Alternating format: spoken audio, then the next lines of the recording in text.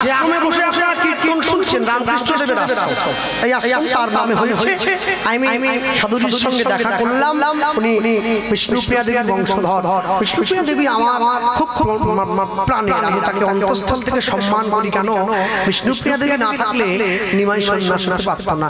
নিমাই সন্ন্যাস না হতে পারলে কলিযুগের লোক হরি নাম পেত না। জয় সচিনন্দন, জয় গৌর হরি, বিষ্ণুপ্রিয়ার প্রাণধন নদিয়া নবদ্বীপ বিহারী। তিনি আমায় বললেন যে আমরা বিষ্ণুপ্রিয়া দেবীর পরিবার, আপ্লুত হয়েছি।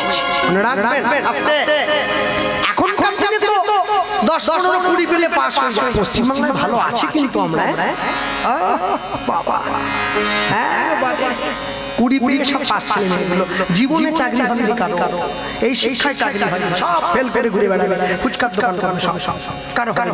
আর যে টাকা দিয়ে পেয়েছে চলে গেছে। এখন কথা, আজ থেকে 150 বছর আগে যে ছেলেটা গ্রাজুয়েট হলো তার তো বিরাট অহংকার। কে? বিবেকানন্দ। অহংকার উঁচু মাথা নিয়ে ঘুরে বেড়াচ্ছে। আমি 150 বছর আগে গ্রাজুয়েট, কার সঙ্গে কথা বলবো? আমার সঙ্গে কথা বলার মতো কে আছে? একটা লোক ছিল, কে?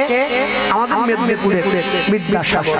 তাকে গিয়ে বিবেকানন্দ প্রশ্ন করছে, আচ্ছা আচ্ছা আচ্ছা আচ্ছা ঈশ্বর মশাই, ঈশ্বর মশাই বলতে পারেন, আমি শুনেছি লোকের মুখে গুরু দীক্ষা নাকি না নিলে দেহ সুস্থ হয়। বিদ্যাসাগর বলছেন, তা হয় বই বই, কোথায় নেব? একটা গুরুর খোঁজ দেন। দেখবেন আমরা অনেক সময় গুরু খোঁজার জন্য খুঁজে বেড়াই, কোথায় খুঁজব? তুমি নাম করে যাও, গুরু গত জীবনে যে ছিল সে জীবনে এসে তোমার সামনে দাঁড়াবে হরিদাস ঠাকুরের মতো। তুমি অদ্বৈত আচার্যকে পেলেও পেয়ে যেতে পারো। নাম করে যাও। শোনো, মানুষে বলে যত লোক দেখি সব ভণ্ড, যত লোক দেখি সব নকল। আরে ভাই, আসলটা ছিল বলে নকলটা এসেছে। 100% আসলটা আছে, নাহলে নকলটা আসতো না।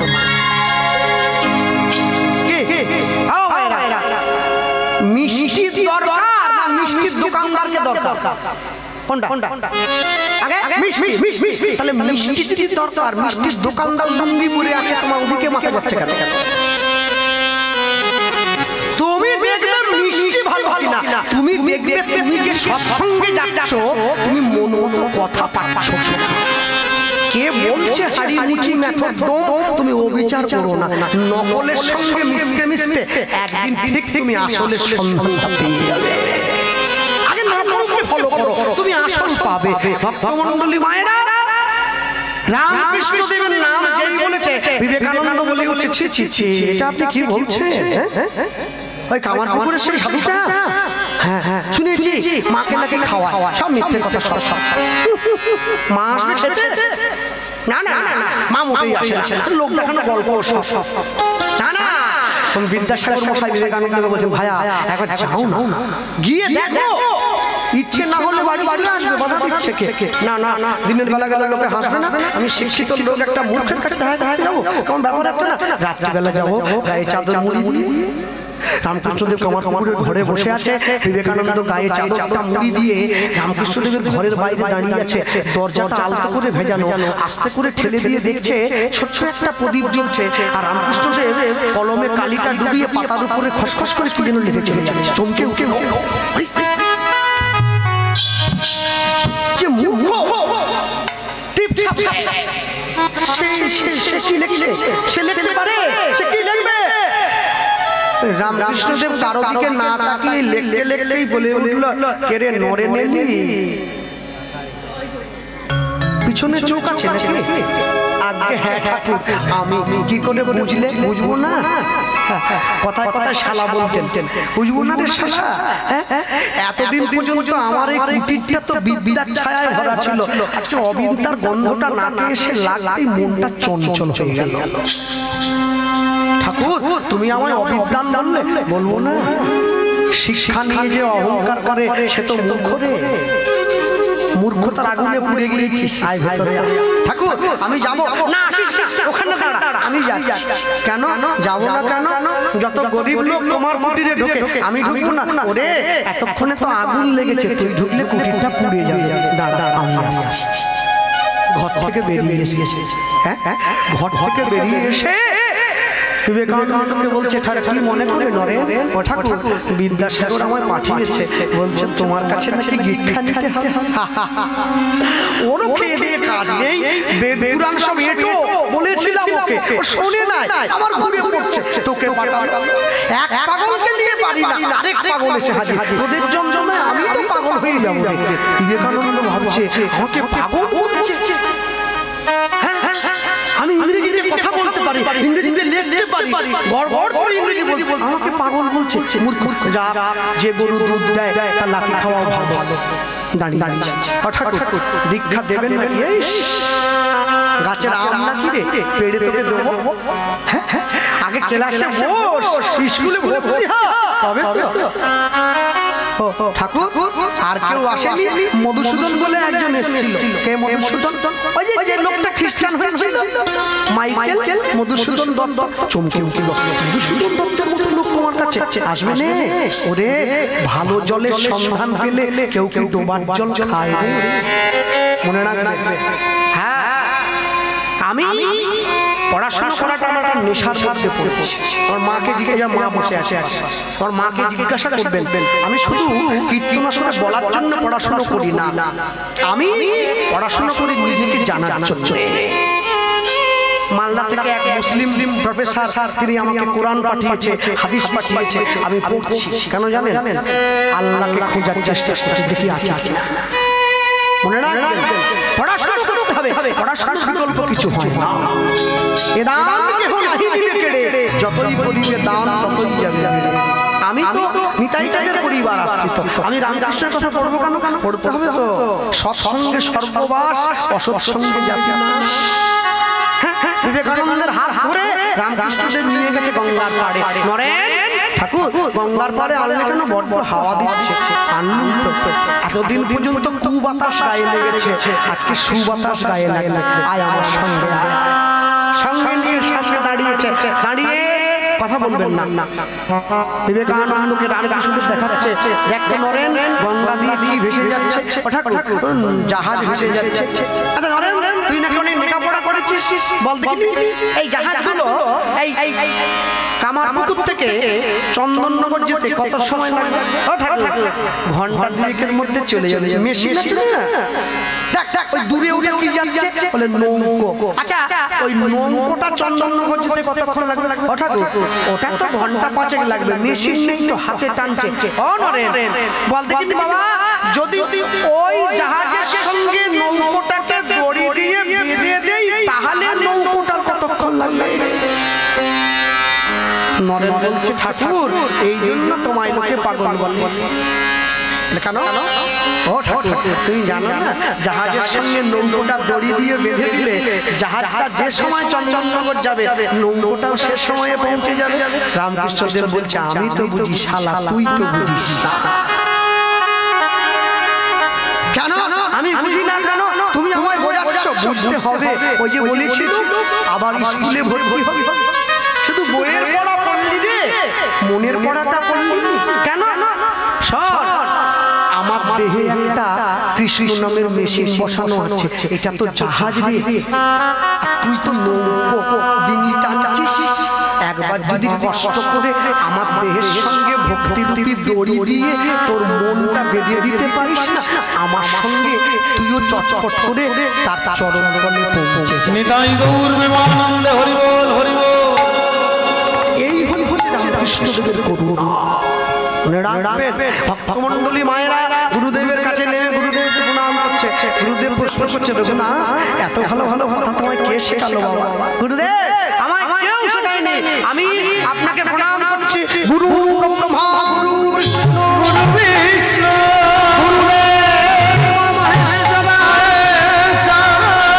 গুরু সাক্ষাৎ পরম ব্রহ্ম, পরম ব্রহ্ম, শ্রী গুরবে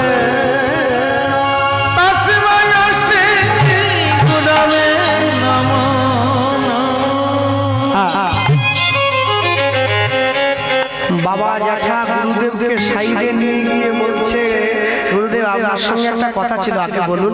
আমাদের ছেলে ইতিহাস পড়বে, আমাদের ছেলে ভূগোল পড়বে, বিজ্ঞান পড়বে, কখনো গৌরের নাম যেন নেয়।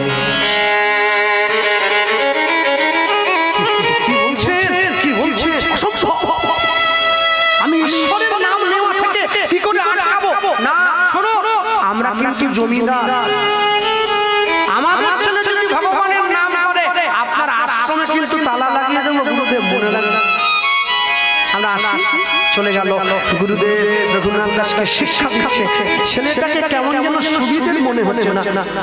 সবার দুষ্টু নয়, সবার সঙ্গে মেশে না, আলাদা বসে থাকে। আরে উঠোনটি মূলক পত্রে চেনা যায়। বসে আছে তো সুখদেব গোস্বামী মাতৃ গর্ভ থেকে বেরিয়ে হেঁটে চলে যাচ্ছে সোজা। 16 বছরের শিশু, গায়ে বড় বড় লোম হয়েছে, বিবস্ত্র, উলঙ্গ, মায়া মুক্ত, দেখে বোঝা যাচ্ছে সাধু। বসে আছে। গুরুদেব একদিনকে গুরুদেব গিয়ে রঘুনাথ দাসকে বলছে, রঘুনাথ কালকে আমার মঠে হরিদাস ঠাকুর আসবে, নামাচার্য ছিল হরিদাস, যে 22 বছরে বেত্রাঘাত সহ্য করে গৌরের নাম ছাড়েনি। তুমি কি যাবে বাবা? হরি হরি পয়সা দিচ্ছি, চা খেতে শীতকালে গলা ফাটাচ্ছে। প্রণামটা কিন্তু ভালো।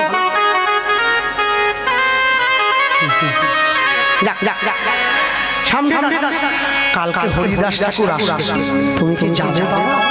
দেখা করতে আমার নিয়ে চলুন না। কে সেই লোকটা? আমি দেখবো যে 22 বাজারে বেত্রাঘাত সহ্য করে হরিনাম ছাড়ে। আমার চলুন না। হরিদাস ঠাকুর এসেছে, বসেছে আসনে, বসে সকল ছাত্ররা বসে আছে। রঘুনাথ দাস সামনে বসেছে, জমিদার ছেলে, ধুতি পাঞ্জাবি পরেছে, অঙ্গকান্তি উজ্জ্বল, বসে আছে। হরিদাস ঠাকুর বলছে, শোনো ছাত্রগণ, এতদিন পর্যন্ত ব্রজের কৃষ্ণ, ব্রজের রাধা তারা আলাদা হয়ে হয়েছিল, কলিযুগে এক হয়ে এসেছে। তোমরা ডাকবে না, শুনবে না।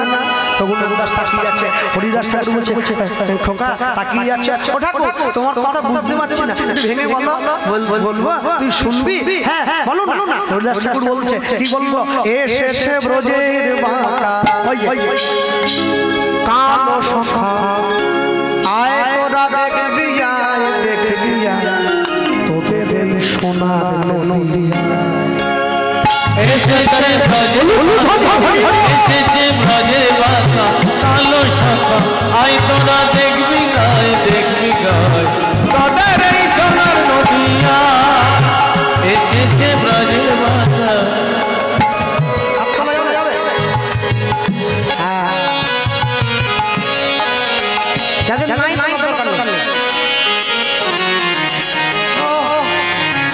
পিছন দিকে মায়ের ভিড় সবসময় বেশি হয়। আর আমার যখন গ্রামে যাত্রা হবে না, আমার ঠাকুমাকে যখন মাথা নিয়ে যাত্রা হবে, 9টায় 5টার সময় চলে যাবে। কোথায় যা সামনে পাবো, হরিনামের বেলা পিছনে, যাত্রার বেলা সামনে, কোটি হয়েছে তোমরা। তাহলে চল, হ্যাঁ তালি দেওয়া যায়। এসেছে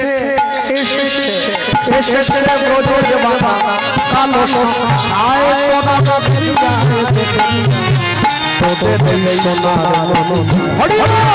এসেছে ব্রজের বাঁকা, এসেছে ব্রজের বাঁকা কালো সখা, আয় তোরা দেখবি, আয় দেখবি, তোদের এই সোনার নদিয়া, তোদের এই সোনার নদিয়া। এসেছে ব্রজের বাঁকা, এসেছে ব্রজের বাঁকা কালো সখা, আয় তোরা দেখবি, আয় দেখবি, তোদের এই সোনার নদিয়া, তোদের এই সোনার নদিয়া, তোদের কালো বরণ নাই, তার কালো বরণ নাই, আবার নাই অঙ্গে অঙ্গ মেঘে গৌর হলো। ভালো বড়না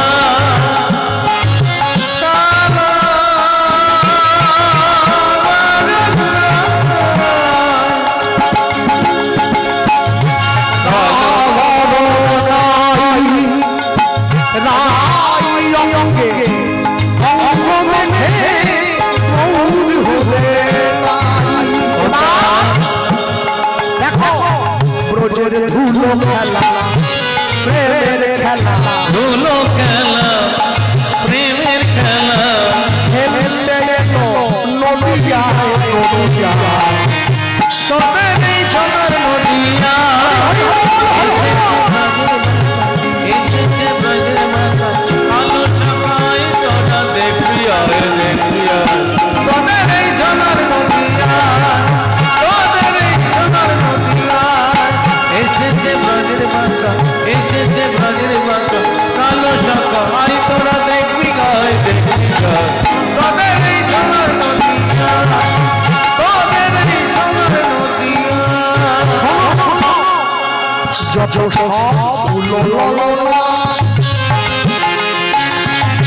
বৃন্দাবনে কেমন ছিল জানো?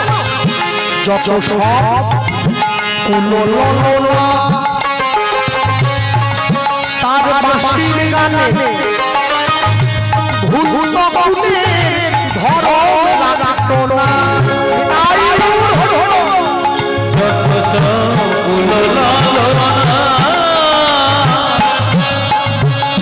ও তার বাঁশির গানে ভূত কুলে ধরো রাখতো না।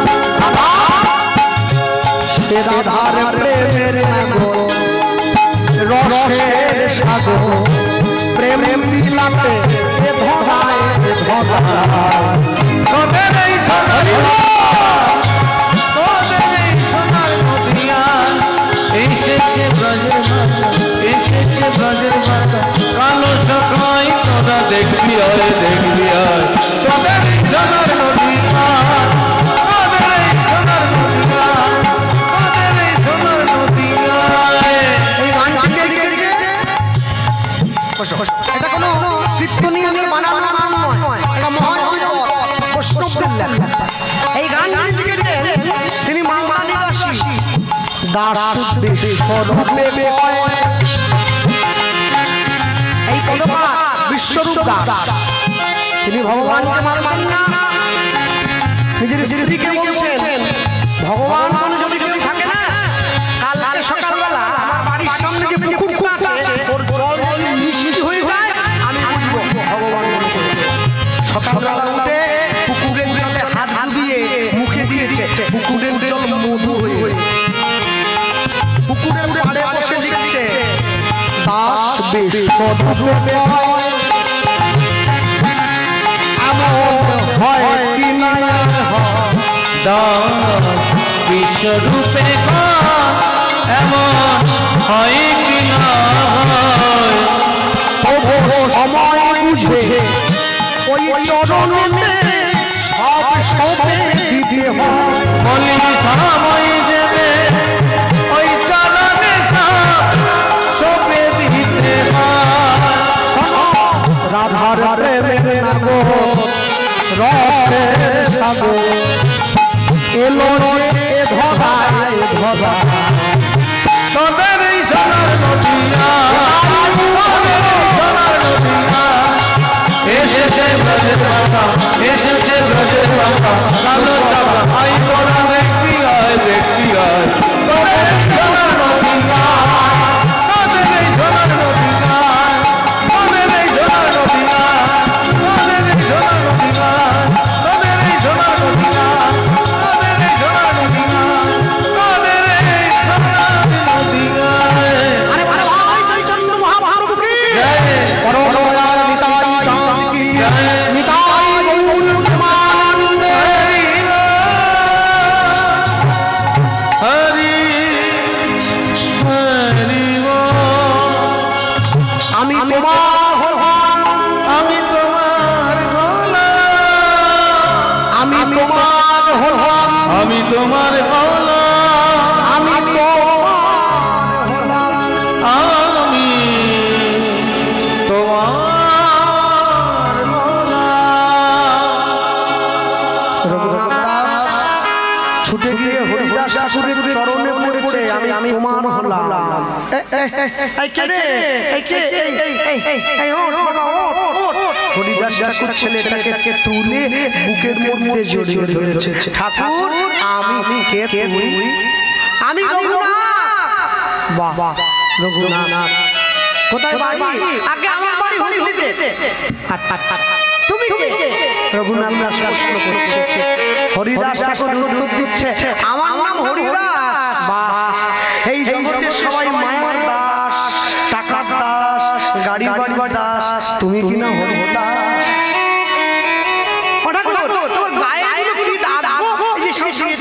ওরে পাগল ছেলে, এগুলোকে তিলক বলে রে। এই যে কপালে তিলক দেখবে, মাতৃগর্ভের মধ্যে শিশু যেমন ভাবে থাকে তিলকটা ঠিক সেইভাবে আছে নিচের দিকে মাথা দিয়ে ওপর দিকে পা দিয়ে ঊর্ধ্ব পদে হেড মুন্ডে যখন আমি তিলকটা বারবার ধরে কপালে অঙ্কন করব এটা আমার মনে করাবে ভজন করো ভাই মাতৃগর্ভের নরক যন্ত্রণা আর যেন সইতে না করণ বিপাকে গতাগতি পুনঃ রতি রহু তুয়া পরসঙ্গ তুমি তুমি যে দল থেকে এসেছো তোমার দলের একটা মালিক আছে আচ্ছা ঠাকুর তুমি যদি দেখতে এত সুন্দর হও তাহলে তোমার দলের যে আসল লোকটা তাকে দেখতে কত সুন্দর আসল জায়গাটা ধরে টান দিচ্ছে হ্যাঁ যেই বলল সঙ্গে সঙ্গে হরিদাস ঠাকুর বলে উঠলো আমার দলের যে আসল লোকটা তাকে দেখতে খুব সুন্দর জানিস গোরা যদি হতো মধু জ্ঞানদাস পায় আস্বাদ করিয়া মজিত কুলেরি মধু সেই লোকটার কাছে আমাকে নিয়ে যাবে তোমার দলের যে আসল লোক আচ্ছা এখনো তোমার সময় হয়নি বাবা আমি তোমায় আশীর্বাদ করলাম রঘুনাথ দাসের মাথায় হাত দিয়ে হরিদাস ঠাকুর আশীর্বাদ করলো কি হরিদাস কৃপা কইল তাহার উপাবে সেই কৃপা কারণ হইল চৈতন্য চরণ পাইবার চৈতন্য চরণ পাইবার তারে যার সৎ গুণে গোসাই রঘুনাথ চৈতন্যে জন্মিল ভক্তি জন্মিল বিশ্বাস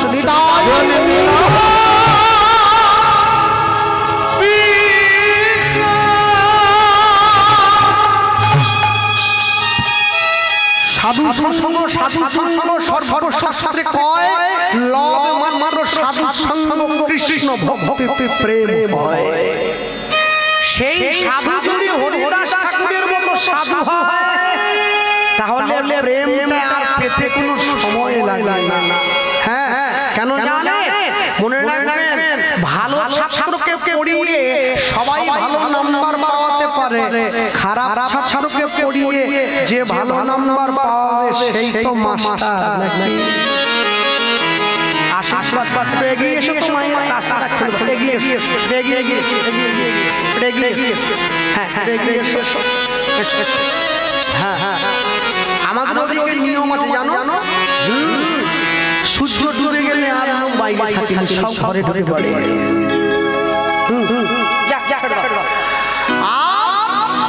যেদিনকে দীপা সূর্য আসে রাত 12টা বাজলে মাঘ মাসে লোক চলে যাচ্ছে বলে কি রে শেষ লাগে না বলে আজকে গা গরম হয়ে যাচ্ছে আজকে যাবো বলতো কষ্ট হোক যাক ছেড়ে দাও ভক্তমণ্ডলী ভক্তিমতী মায়েরা এসে দাঁড়িয়েছে কাছে আর যখন দাঁড়ালো ওই দাঁড়িয়ে রঘুনাথ দাস বিদ্যা শিক্ষা শেষ করে নিজের ঘরে ফিরে এসেছে নিজের ঘরে ফিরে এসে মন মরা হয়ে বসে আছে বাবা জ্যাঠা দেখছে ছেলেটা এত চঞ্চল ছিল এত শান্ত হয়ে গেল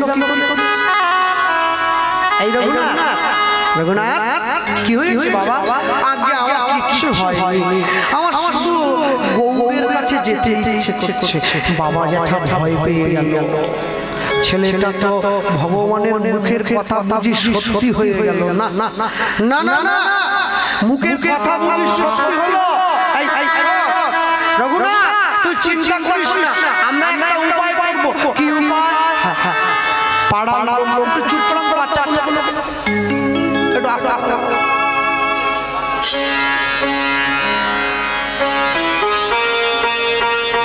রঘুনাথ দাসের বাবা জ্যাঠা বাড়ির সব লোকের সঙ্গে বসে জমিদারিতে বসে আলোচনা করছে আমাদের ছেলেটা কি করলে সংসারমুখী হবে তোমরা একটু বলো গ্রামের লোক যুক্তি দিল জমিদার মশাই একটা কাজ করলে ছেলেটাকে সংসারমুখী করা যায় কি কাজ যদি ছেলেটাকে বিয়ে দিয়ে একটা সুন্দরী বৌমা আনতে পারে না ছেলেটা ঘরে মন বসে যাবে তোমরা বলছো তাহলে দেখো চারদিকে সম্বন্ধ পাঠাও, মেয়ের খোঁজ করো। মনে রাখবে যে বাড়ির ছেলে নিরামিষ খায় সেই বাড়ির ছেলে যদি আমিষ খাওয়া মেয়ে বিয়ে করে তাহলে ছেলেটার জীবন ধ্বংস হয়ে যাবে। আর যে বাড়ির মেয়ে নিরামিষ খায় সে যদি আমিষ ভোজী ছেলেকে বিয়ে করে তাহলে মেয়েটার জীবন ধ্বংস হয়ে যাবে। যে যেমন তার সঙ্গে দিতে হবে তেমন, বেগতিক পড়ে গেলে ব্যালেন্স নষ্ট হয়ে যায়। রঘুনাথ দাস অপেক্ষা করছে, চারদিকে বিয়ের জন্য সম্বন্ধ পাঠানো হলো। হঠাৎ করে রঘুনাথ দাসের বাবা যেটা লক্ষ্য করছে এই হুগলি জেলার চাঁদপুর থেকে আমাদের বাড়িতে একটি মেয়ে আসে, বিধবা মা। যে মেয়েটির নাম হচ্ছে রেবতী দাস। ঘর পরিষ্কার করার জন্য তার একটা মেয়ে আছে, বিধবা মায়ের একমাত্র সুন্দরী কন্যা, মেয়েটার নাম হচ্ছে কমলা। আজকে যখন রেবতী দাস ঘর মুছছে, রঘুনাথ দাসের বাবা জ্যাঠা মেয়েটির মাকে বলছে, রেবতী আগে জমিদার মশাই তোমার বাড়িতে একটা মেয়ে আছে, তুমি কালকে সকালে ঘরে থাকবে, আমরা দুই ভাই তোমার বাড়িতে যাচ্ছি। পরের দিন সকালবেলা রঘুনাথ দাসের বাবা জ্যাঠা দুইজন সুন্দর করে বেরিয়ে চলে গেল রেবতী দাসের বাড়িতে। জমিদার মশাই এসেছেন, ছেঁড়া আসনটা পেতে দিয়েছে। আস্তে বড় লোক যখন গরিবের বাড়িতে যায় গরিব তখন খুশি হয়, কিন্তু গরিব যদি বড় লোকের বাড়িতে যায় বড় লোক খুশি হয় না। আজকে বড় সৌভাগ্য, জমিদার মশাই এসেছে, আসন পেতে দিয়েছে, জল দিয়েছে, মেয়েটিকে ডাকছে, মা কমলা জমিদার মশাইকে প্রণাম করো। জমিদার মশাই এসেছেন, বসতে দিয়েছে। রেবতীর কাছে হাত জোড় করে নিয়েছে, রেবতী তোমায় একটা কথা বলবো, একটা জিনিস চাওয়ার জন্য তোমার কাছে এসেছি। হ্যাঁ বলুন কি চাইছেন? চাইছিলাম অন্য কিছু নয়, কি চাই জানো? কি? তোমার বাড়ির মেয়েটাকে আমরা যদি আমাদের বাড়িতে পুত্রবধূ করে নিয়ে যাই তোমার কি আপত্তি আছে? মা মেয়ের চোখে জল এসে গিয়েছে, মেয়েটির চোখে জল এসে গিয়েছে, মেয়েটি কাঁদছে। কত জীবনের সৌভাগ্য অর্জন করেছিল রঘুনাথ দাসের মতো এখানে জমিদার, এখানে সুদর্শন, এখানে পণ্ডিত, এখানে ভক্তকে নিজের স্বামী হিসাবে পাবে।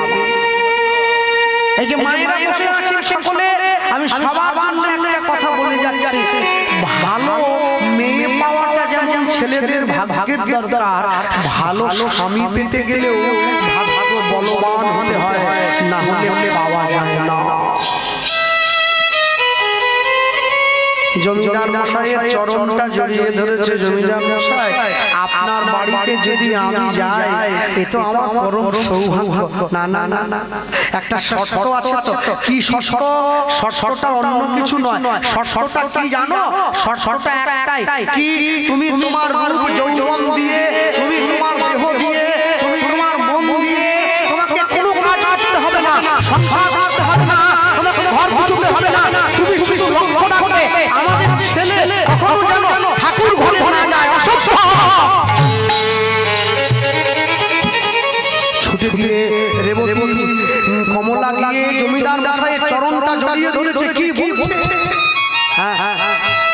মদের নেশা, বিড়ির নেশা ধরলে পরে ছাড়ে, গৌর প্রেমের নেশা কাউকে যদি ধরে তাকে কি রাখা যায় মায়ার সংসারে? আপনি ভুল বলছেন, আপনি পারবেন না, আপনার ছেলেকে সংসারে খুঁজে রাখতে পারবেন না যদি তার অন্তরে প্রকৃত গৌর প্রেম তৈরি হয়ে যায়। এই পৃথিবীতে কোনো শক্তি নেই তাকে সংসারে বেঁধে রাখে, সে চলে যাবে।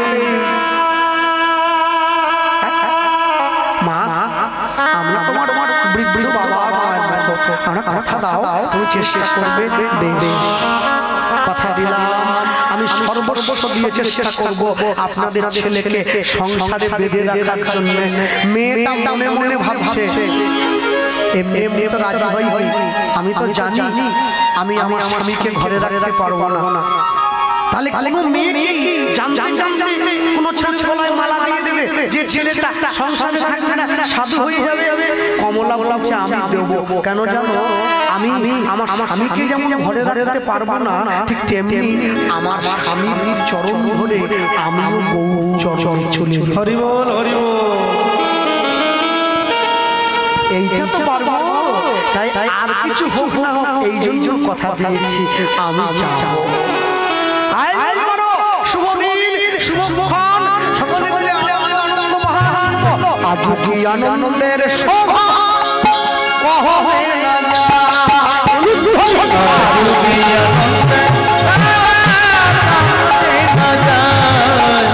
আজ কি আনন্দের শোভা কহবে না যায়, আজ কি আনন্দের শোভা কহবে না যায়। রঘুনাথের বিয়ে আজ সকলেতে যায়, রঘুনাথের বিয়েতে আজ সকলেতে যায়, রঘুনাথের বিয়ে আজ সকলেতে যায়, রঘুনাথের বিয়েতে আজ সকলেতে যায়। আজ সেই আনন্দের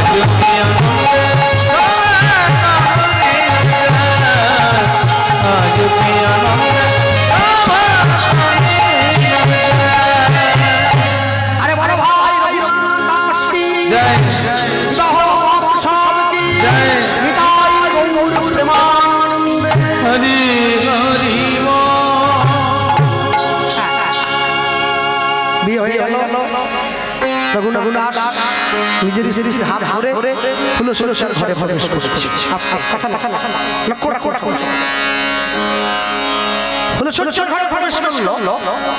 রঘুনাথের স্ত্রী সুন্দর করে সেজে গুজে পালঙ্কের উপরে বসে আছে। রঘুনাথ দাস যেই ঘরের মধ্যে ঢুকেছে পালঙ্ক থেকে নেমে এসে নিজের স্বামীর পায়ে হাত প্রণাম করছে। এই হলো শিক্ষা। কারোর সঙ্গে দেখা হলে হাই হ্যালো গুড বাই, এটা শিক্ষা নয়। তোমার সমস্যা হরে কৃষ্ণ রাধে রাধে জয় জয়, এই হচ্ছে শিক্ষা। বাবাকে বাবা বলাটা শিক্ষা, ড্যাড বলাটা শিক্ষা নয়। মাকে মা বলাটা শিক্ষা, মম বলাটা শিক্ষা নয়। সব সময় পৃথিবীতে যত ভাষা আছে না, সব থেকে মধুর ভাষা সংস্কৃত ভাষা আর বাংলা ভাষা। হে বঙ্গ ভান্ডারে বিবিধ রতন, তার সাথে অবদান অবহেলা করি, পরধন হবে মত করি ভ্রমণ, পরদেশে ভিক্ষা খাবড়ি খাবড়ি কুটিক্ষণে আচরি, কাটাইল বহুদিন সুখ করি। মনে রাখবেন সব সময়ের জন্য এই পৃথিবীতে আমরা কলকাতা যখন কীর্তনে যাই মাঝে মাঝে নরেন্দ্রপুর রামকৃষ্ণ মিশনের সামনে দিয়ে আমাদের যেতে হয়। নরেন্দ্রপুর রামকৃষ্ণ মিশন তো দেশে বাড়ি ছেলেমেয়েরা পড়াশোনা করতে পারে না। হ্যাঁ, আমার নিজের ভাগ্নি সে রহড়া রামকৃষ্ণ মিশন থেকে পাস করেছে, এখন সে হসপিটালে ক্যান্সারের স্পেশালিস্ট ডাক্তার হয়েছে। কিন্তু আশ্চর্য হয়ে যায়, মেয়ের হাত ধরে 11-12 পড়ে তার মেয়ে, তার মা হাত ধরে স্কুলে নিয়ে যাচ্ছে। কোথায় ভাই তোমার মেয়ে? মুখ বাড়িয়ে লোকের কাছে বলো আমার মেয়ে রামকৃষ্ণ মিশনে পড়ে। মেয়েও হাত দান করেছে, মাও হাত দান করেছে। যার মায়ের শিক্ষা হয় নাই তার মেয়ে শিখে কি করে? মায়ের শিক্ষা আগে হলে শিশু শিখে মায়ের কোলে। মনে রাখবেন এই কথাটা প্রচার করে। যত আজে বাজে কথা কীর্তনে প্রচার, ইউটিউব আছে ঝাঁটা দিকে রাখলে কি হবে? নারকেল কেন 10টা ফুটো, রাবণ কেন 10টা মুন্ডু? আরে ও জেনে আমার বাবার কি হবে? হ্যাঁ, ঝাঁটা ডান দিকে রাখবে, বাঁ দিকে রাখবে, যার যেদিকে খুশি সেদিকে রাখবে। তোমার ও জেনে তোমার সংসার উন্নতি হবে, তোমার ভজনে উন্নতি হবে, তোমার জীবনে বড় বড় পথ পরিষ্কার হবে। আমাকে একজন বলেছিল, কৃষ্ণবাবু তুলসী গাছ রাখা নিয়ে কীর্তনিয়াদের যা মারামারি লেগেছে না, আমার তো থাকি জায়গা নেই, আমি শিখে করে টাঙিয়ে রেখেছি। কেন? বলে আমি ধর্ম সংকটে পড়ে গেছি, কোন দিকে রাখবো? একজনে বলে ডান দিকে, আমি বলে বাঁ। তা কি করবো? ওই জন্য শিখে করে টাঙিয়েছি, কোথাও যা ঝুলে থাক। কি আশ্চর্য হয়ে গেছি আমরা। মেয়েরা পায়ে কালো কার কেন বাঁধে? এই হচ্ছে কীর্তনের তত্ত্ব। আর এই ইউটিউব ভাইরা সব বসে আছে, ওরা ভিউয়ার বাড়াবে, সুন্দর সাজিয়ে দিয়ে দেখো দুর্মূল্য কথা বলছে কীর্তনিয়া। কালো করুক, নীল করুক, সাদা করুক, যার যা খুশি করবে, যেটা করলে তোমার কল্যাণ হবে সমাজে, তুমি সেটা ভাই। মনে রাখবেন মায়ের শিক্ষা আগে হলে শিশু শিখে মায়ের কোলে। অনুকূলচন্দ্রজি বলেছিলেন, পিতায় শ্রদ্ধা মায়ের টান, সেই ছেলে হবে সাম্য প্রাণ। মাতৃভক্তি অটুট যত, সেই ছেলে হয় কৃতী তত। ছেলে মেয়েদেরকে সকাল সন্ধ্যে বড় বড় পায়ে হাত দিয়ে প্রণাম করতে শেখাবেন, একটু করে গীতা পড়াবেন, সূর্য উদয়ের পূর্বে ঘুম থেকে উঠাবেন, স্নান করে সূর্যদেবকে জল দেওয়াবেন, সূর্যদেবকে অর্ঘ্য দেওয়াবেন, তবে ছেলে মেয়ে সুন্দর হবে, মনের মতো গড়ে উঠবে, সংসার সুখের হবে। এত সহজ নয়, চাই হয় না। ভক্তমণ্ডলী মায়েরা যেই বলেছে, আর এই বলা মাত্র রঘুনাথ দাসের স্ত্রী নেমে এসে রঘুনাথ দাসকে প্রণাম পালন থেকে রঘুনাথ দাস নিজের স্ত্রীকে বলছে, কমলা কি দেখছো? কি দেখো এত সুন্দর পালক ফুল দিয়ে সাজিয়ে রাখা হয়েছে, আজা আজা ফুল সজ্জা। রঘুনাথ দাস নিজের স্ত্রীকে বলছে, কেন কমলা কি? মানুষ যেদিন ফুলের উপরে ঘুমায় সেদিন তার ফুলসজ্জা হয়। হ্যাঁ, কিন্তু ফুল যেদিন মানুষের উপরে ঘুমায় সেদিন তার অন্তিম সজ্জা হয়। শিক্ষা ফুলসজ্জার ঘরে বসে স্ত্রীর অন্তরে প্রথমেই ভক্তির বীজটা পুঁতে দিল, এই হলো স্বামী। কি বলছে? মানুষ যখন ফুলের উপরে ঘুমায় তার ফুলসজ্জা হয়। সেদিন আমার বিয়ে হয়ে যাবে, ফুল দিয়ে পাতা বিছানায় ঘুমিয়ে থাকবো, ফুলসজ্জা হবে। কিন্তু যেদিন আমি চিরঘুমে ঘুমিয়ে থাকবো, ফুলগুলো আমার উপরে ঘুমিয়ে থাকবে, সেদিন আমার অন্তিম সজ্জা হবে। মেয়েটিকে প্রশ্ন করছে, কমলা তুমি কোনটা চাও? তুমি ফুলের উপরে শোবে না ফুল তোমার উপরে শোবে? হ্যাঁ, কমলা আমাদের বাড়ির মা বোনদের মতো বোকা নয়। কি বলবো জানেন? বলছে, আমি ফুলের উপরে শোবো না, ফুলও আমার উপরে শোবে না, আমি চাই ফুলটা মালা হয়ে সারা জীবন তোমার গলায় থাকে। হরি বল, হরি বল। তাহলে আমিও তোমাকেও পাবো, ফুলটাকেও পাবো। হাত ধরে নিয়েছে, ধরে নিয়ে রঘুনাথ দাস আর স্ত্রীকে বলছে, আমার উপহার হবে না? ফুলসজ্জার রাত্রিতে স্বামী স্ত্রী একে অপরকে উপহার বিনিময় করতে হয়, মন বোঝার জন্য। আমায় দাও। কমলা বলছে দেখো আমি তো সর্বত্যাগী ভিখারি বাড়ি আমার কিচ্ছু নেই তোমার বাবা বিয়ে দিয়ে আমাকে এনেছে তোমার মতো জমিদার ছেলেকে আমি কি দিতে পারি কিচ্ছু নেই কিছু নেই যেই বলেছে সঙ্গে সঙ্গে একটু ভেবে বলছে আচ্ছা কি নারী জাতির জীবনের সব থেকে বড় সম্পদ কি জানো কি তার সম্মান health lost nothing lost money lost something lost wealth lost or something lost property lost or something lost but character lost everything lost আজ থেকে আমি আমার নিজের সম্মান তোমার হাতে তুলে দিলাম রক্ষা করার দায়িত্ব তোমার মা কি থালাতে ভাত তরকারি সাজিয়ে ছেলে মেয়ের হাতে দিয়ে বলে আজ আগে তোমার ভাত কাপড়ের দায়িত্ব আমি নিলাম কি ভাত কাপড় কি বলবে আজ থেকে তুমি যদি গৌর ভোজন করতে পারো সেই দায়িত্ব আমি নিচ্ছি আজ থেকে তোমার পরপারের পথ পরিষ্কারের দায়িত্ব আমি নিলাম তোমাকে ভক্ত বানাবো এই দায়িত্ব আমি নিলাম হবে না দায়িত্ব ভাত কাপড় তো কুকুর বেড়া বেড়া খাওয়ায় মানুষও খায় কুকুরও খায় মানুষও খায় কুকুরও খায় মানুষের বাচ্চা হয় কুকুরেরও বাচ্চা হয় তফাৎ কি কুকুর কোনোদিন গৌর বলে কাঁদতে পারে না মানুষ পারে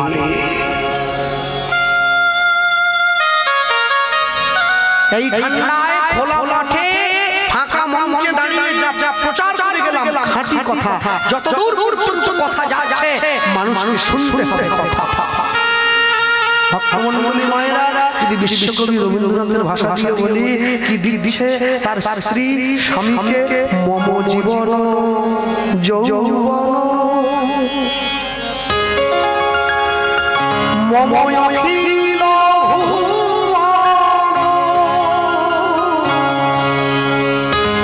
মম জীবন যৌবন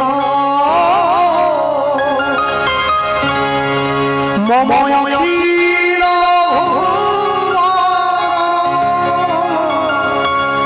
তুমি ভরিলে সৌরভে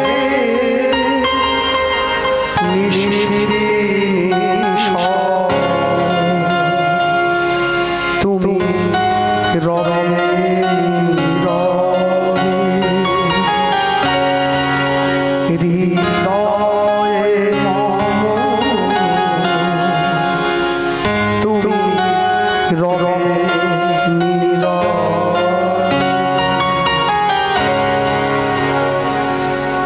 প্রেমের মাধুর্য থাকে শুধু একটুক্ষণ প্রেমের বিরহ থাকে সারা জীবন যেখানে ভালোবাসা যত গভীর সেখানে কান্না তত বেশি যে ভালোবাসা যত ঠুনকো সেখানে অভিনয় তত বেশি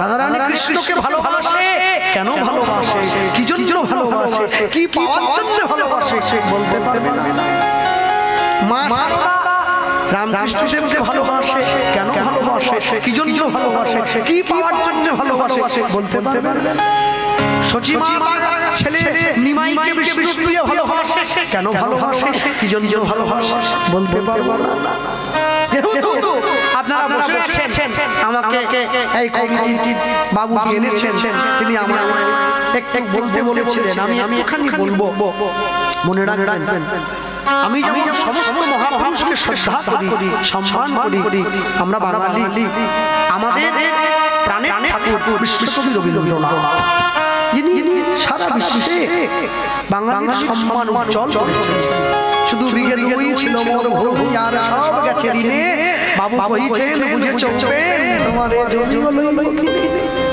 হ্যাঁ আমি রবীন্দ্রনাথকে নিয়ে বেশ খানিকটা পড়াশোনা করেছি আমার প্রাণের মানুষ রবীন্দ্রনাথ হ্যাঁ অনেক রবীন্দ্রনাথ ঠাকুর নাকি ভগবান বিশ্বাস করতেন না ভগবানকে মানতেন না সব বাজে কথা কে বলেছে রবীন্দ্রনাথ ঠাকুর ভগবান মানতেন না ভগবান না মানলে বিশ্বকবি হওয়া যায় না ঈশ্বর না মানলে বিশ্বকবি হওয়া যাবে না তা না হলে 8 বছর বয়সে কেউ লিখে দিতে পারে আটা গাছে তোতাপাখি ডালে গাছে মৌহিরি দেদার মর্মরে ঠাকুর বলবো 8 বছর বয়সে কবিত্ব সত্যি প্রকাশ হয়েছে। আমি একটুখানি বলবো আপনাদের সকলকে মন দিয়ে শুনবেন। ভালোবাসা কাকে বলে জানেন? ভালো যদি বাঁচতে হয় রবীন্দ্রনাথ ঠাকুরকে দেখে শিখবেন। রবীন্দ্রনাথ ঠাকুরের জীবনে যে ভালোবাসা, অসমাপ্ত ভালোবাসা তার কাছে এসেছিল, সেই ভালোবাসাটার নাম হচ্ছে কাদম্বরী দেবী। যখন স্কুলে পড়তেন তখন তার সঙ্গে পরিচয় হয়েছিল। আমি তো বুঝি না, কোনো ভাগ্যে কোনো জীবের শ্রদ্ধা যদি হয় তবে তো সেই জীব সাধু সঙ্গ করে। সাধু সঙ্গ হইতে হয় শ্রবণ কীর্তন, শ্রবণ হইতে হয় সর্ব অনর্থ বিবর্তন, অনর্থ লয় হইলে ভক্তি নিষ্ঠ হয়, ভক্তি হইতে শ্রবণার্থে রুচি উপজয়, সেই রুচি হইতে হয় আসক্তি প্রচুর, আসক্তি হইতে চিত্তে জন্মে রতি রঙ্গুর, সেই রতি গাঢ় হইলে ধরে প্রেম নাম, সেই প্রেম প্রয়োজনে সর্বানন্দ। নিতাই গৌর প্রেমানন্দে হরি বল হরি বল। এই হচ্ছে ভালোবাসা। বাড়ির বড়রা স্কুল ছাড়িয়ে দিয়েছে রবীন্দ্রনাথকে, বাড়িতে রেখে পড়াশোনা করাচ্ছে, কিন্তু আশ্চর্য কি অন্তরে শ্রদ্ধা তৈরি হয়ে গেছে একবার, আর বেরোতে পারেনি। বলুন ভালোবাসাটা প্রকাশ হচ্ছে তখন যেদিন রবীন্দ্রনাথ ঠাকুর দেখছেন তার ভালোবাসার মানুষ তারই বাড়িতে তার বৌঠান মানে বড় বৌদি হয়ে এসেছে, তার বড় ভাইয়ের স্ত্রী হয়ে কাদম্বরী দেবী সামনে ঘুরে, কিন্তু কথা বলতে পারে না। ঘিটা আছে কিন্তু আগুনটা তার সামনে যেতে পারে না। রামকৃষ্ণ পরমহংসদেব লিখলেন, কাজলের ঘরে থাকলে কালি তো লাগবেই রে, কিন্তু বিশ্বকবি তাহা যেন লাগে নাই। গভীর রাত্রিতে কাদম্বরী দেবীকে ডেকে রবীন্দ্রনাথ ঠাকুর প্রশ্ন করছে, তুমি কি আজও আমায় আগের মতোই ভালোবাসো? বিশ্বকবির দিকে তাকান নাই, পিছন ঘুরে আছেন ঘোমটা টানে। কেন জানো? চোখের দিকে তাকালে মন যদি দুর্বল হয়ে যায়। উত্তর দিচ্ছেন কি, ভালোবাসা জীবনে একজনের সঙ্গেই হয়, বাকিদের সঙ্গে যা হয় ওটাকে বলে ভালো লাগা। চলে গেলেন, কোনো কথা বললেন না, চলে গেলেন, আর কোনো কথা নাই। রবীন্দ্রনাথ ঠাকুরের বিয়ে হয়ে গেল, আনন্দ হলো, সবাই বাইরে চলে গেল। রবীন্দ্রনাথ ঠাকুর তার স্ত্রীকে নিয়ে সুখে সংসার করছেন। এক মাস যেদিন দিয়ে পূরণ হলো বিবাহের পরে, একদিনকে কাদম্বরী দেবী দেখছেন রবীন্দ্রনাথ ঠাকুরের এই কাঁধে তার স্ত্রী কাঁধের উপরে মাথাটা দিয়ে উত্তরের দরজার সামনে বসে রয়েছে ঠাকুর বাড়ির দালানে। দূর থেকে দেখলেন। এতদিন পর্যন্ত প্রেমটা গোপন ছিল, প্রেমটা প্রকাশ্যে এসে গেল। যে প্রকৃত ভালোবাসে সে কোনোদিন হাত পা কেটে নাম লেখে না, লোক দেখানো সব। কি করলো? ঘরের দরজাটা বন্ধ করে কাদম্বরী দেবী সুন্দর করে সেজে আত্মহত্যা করলেন। পরের দিন সকালবেলা ঠাকুর বাড়ির দরজাটা ভেঙে কাদম্বরী দেবীর নিথর দেহটা বাইরে বের করে আনা হয়েছে। রবীন্দ্রনাথ ঠাকুর ছুটে গিয়েছেন, দেখেছিস আমি নীল রং ভালোবাসি বলে তুমি নীল শাড়িটা পরেছ, যে গয়নাগুলো আমি ভালোবাসি তুমি সেইগুলো সব পরেছ, কপালে বড় করে লাল সিঁদুরের ফোঁটা দিয়েছ, পায়ে আলতা দিয়েছ, খুব কষ্টে যন্ত্রণায় প্রাণটা গেছে তো, আফিমের বড়ি খেয়ে প্রাণ ত্যাগ করেছে, বিষের জ্বালায় গোটা দেহটা পুড়ে কালো হয়ে গেছে। হাতের মধ্যে ছোট একটা চিরকুট শক্ত করে ধরা আছে। অলখে ছুটে গিয়ে রবীন্দ্রনাথ ঠাকুর সেই চিরকুটটা টেনে নিয়েছে, পড়ছে, লেখা আছে, যে নদী হারায় স্রোত চলিতে না পারে, সহস্র শৈবাল ধাম বাঁধিয়া সাথে, যে জাতি জীবন হারা অচল অসার, পদে পদে বাঁধে তারে জীবন লোকাচার। আমি প্রেমের সাগরে গিয়েছিলাম ঝাঁপ দিবার তরে, কিন্তু আমি পাই নাই, আমি চেষ্টা করেছিলাম ধরিবার তরে, মৃত্যু আমার অপেক্ষা করে বসেছিল। প্রেম তোমার কাছে আত্মসমর্পণ করিয়া আমি মৃত্যুর সন্নিকটে ধরা দিলাম।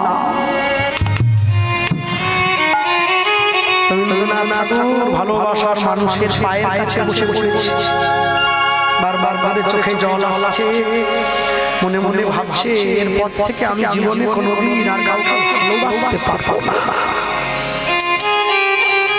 আমি তোমার গলায় মালা দেব না, কেন জানো? সবাই তোমাকে সাজাচ্ছে, আমি দেব না। আমি যদি তোমার গলায় মালা দেই, আমি নিজে কোনোদিন আর মালা পরাতে পারবো না। আমি পড়তে গেলেই না তোমার মুখটা আমার চোখের সামনে ভেসে উঠবে। এই হলো ভালোবাসা। কেউ কোনো মানুষ যদি কেউ মারা যায়, আমরা তার জন্য অসংখ্য পালন করি, 12 দিন, 15 দিন, 1 মাস। বিশ্বকবি রবীন্দ্রনাথ ঠাকুর বললেন, তুমি আমার এত প্রিয়, আজ থেকে তোমার জন্য সারা জীবন আমি অসংখ্য পালন করি। হরি বল, হরি বল, হরি বল। বড় গাড়ি হয়েছে জীবনে, ফেললেন না। কাদম্বরী দেবীর চোখের কাজল আর নিজের চোখের জল নিয়ে বিশ্বকবি রবীন্দ্রনাথ লিখছেন, আমি তোমার দেহ ভালোবাসি না, কি ভালোবেসেছি জানো? চরণ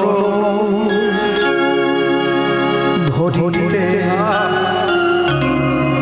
দিও আমারে,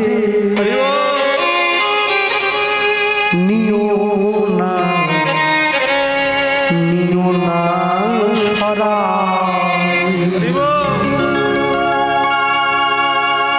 আমি তোমার চরণ ভালোবাসতে গিয়েছিলাম, দেহ জীবন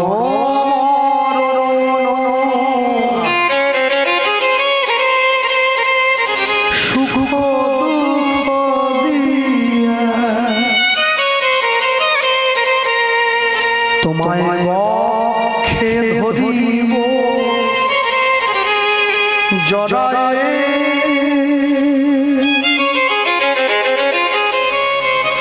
চরণ ধরিতে দিও আমারে, নিও না সদা।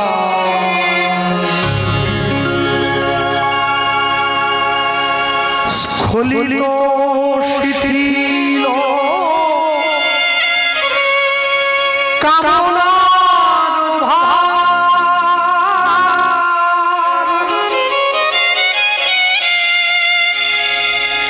বহিয়া বহিয়া ফিরি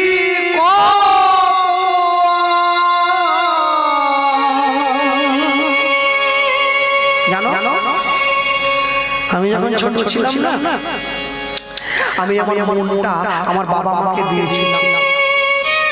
তারা যখন আমায় দুঃখ দিয়েছে, আমি তাদের জন্য একটু কেঁদেছি। আমি যখন বড় হয়েছি, স্কুল কলেজে গেছি, আমার এই মনটা আমার বন্ধু বান্ধবীদেরকে দিলাম। এখন তারা আমায় দুঃখ দিয়েছে, আমি তাদের জন্য একটু কেঁদেছি।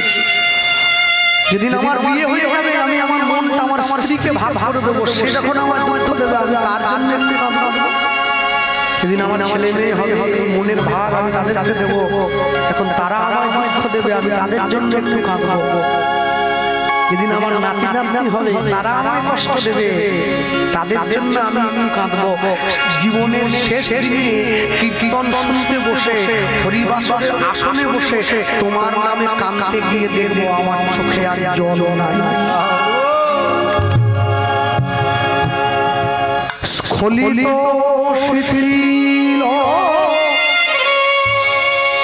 কামনার ভার,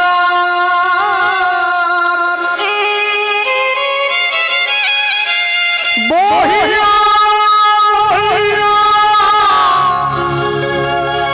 ফিরি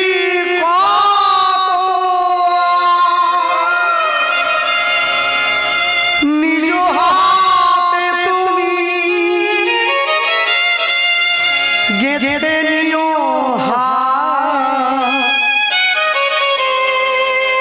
বরণের মালা পরায়ে,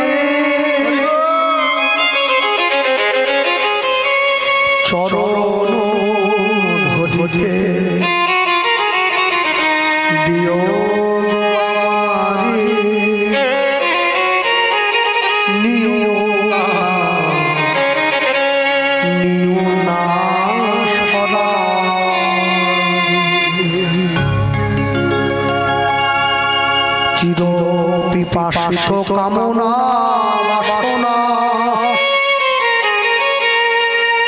ভাষা তাহারে মারিয়া শেষ জয় যেন হয় সে বিজয়ী তোমারি কাছে হারিয়া বিকায় বিকায় দিনু আপনারে পানা ফিরিতে দুয়ারে দুয়ারে তোমারি করিয়ে নিও আমারে হেলো